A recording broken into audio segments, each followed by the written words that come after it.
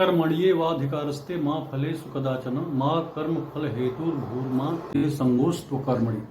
कर्मणि एव अधिकारः ते, तुम्हारा सिर्फ कर्म करने में ही अधिकार है। माँ फलेषु कदाचन, उसके फलों में कभी नहीं।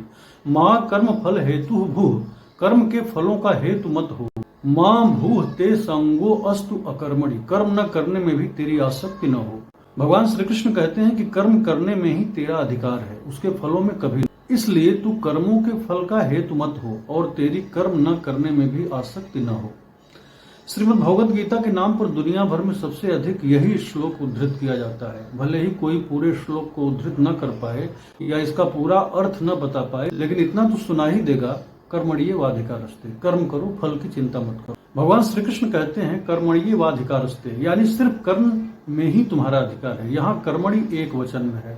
अगर कहना होता कि कर्मों में ही तुम्हारा अधिकार है तो कहते कर्मसु एव अधिकारः। इससे ज्ञात होता है कि भगवान श्री कृष्ण एक समय में किसी एक ही कार्य को संपादित करने के बारे में कह रहे हैं, यानी एक ही साधे सब सधे, सब साधे सब जाए।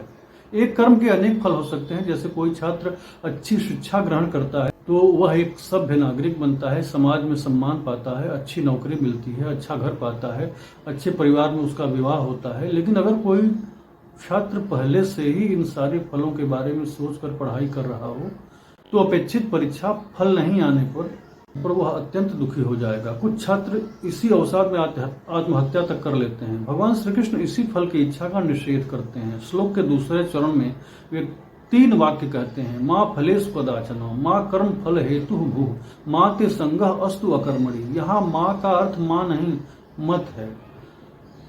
माँ फलेषु कदाचन, फलों को प्राप्त करने में तेरा अधिकार कभी नहीं है। 84 लाख योनियों में सिर्फ मनुष्य ही ऐसा है जो कर्म कर सकता है। पशु पक्षी, पेड़ पौधे या अन्य जीव जंतु कार्य करने में असमर्थ हैं। अन्य सभी योनियां भोग के लिए हैं। वे पूर्व जन्म के कर्मों के फल का भोग मात्र करते हैं, नया कर्म नहीं कर सकते। किंतु मनुष्य योनि में हर व्यक्ति अपने स्वभाव के अनुसार कोई न कोई कार्य करता है। शिक्षक पढ़ाता है, सैनिक लड़ता है, किसान खेती करता है। इसी तरह भिन्न भिन्न लोग भिन्न भिन्न कार्य करते हैं। मान लीजिए यदि शिक्षक यह सोचने लगे कि मेरे विद्यार्थी उत्तीर्ण होंगे कि नहीं, सैनिक यह सोचने लगे कि हम युद्ध जीतेंगे कि नहीं, किसान यह सोचने लगे कि क्या पता बरसात होगी कि नहीं, यदि वे इस द्वंद्व में पड़ जाएंगे तो अपना कार्य उचित ढंग से नहीं कर पाएंगे, क्योंकि फल में उनका कभी अधिकार है ही नहीं। वे फल के बारे में नहीं सोचते, इसीलिए अच्छा कार्य कर पाते हैं, अच्छा कर्म कर पाते हैं। माँ कर्म फल हेतु भूः का तात्पर्य है कि कर्म फल का हेतु मत बनो, यानी यह मत मानो कि किसी कार्य के संपन्न होने का कारण मैं ही हूँ। अगर तुम यह मानोगे कि मेरी वजह से ही यह कर्म हुआ है तो भी तुम्हें अवसाद का सामना करना पड़ सकता है, क्योंकि संसार में कभी कभी ऐसा भी होता है कि किसी दूसरे के कार्य का श्रेय कोई दूसरा ले लेता है, या ऐसा भी होता है कि कार्य करने वाले को उसका श्रेय दिया ही नहीं जाता। ऐसे में स्वयं को कर्म फल का हेतु समझकर नाहक दुखी हो गए। माँ ते संगः अस्तु अकर्मणि, अर्थात अपना कर्म करने से तुम्हें विमुख भी नहीं होना है, क्योंकि स्वभाव और परिस्थिति के अनुसार जिसका जो कर्म है उससे वह मुख नहीं मोड़ सकता।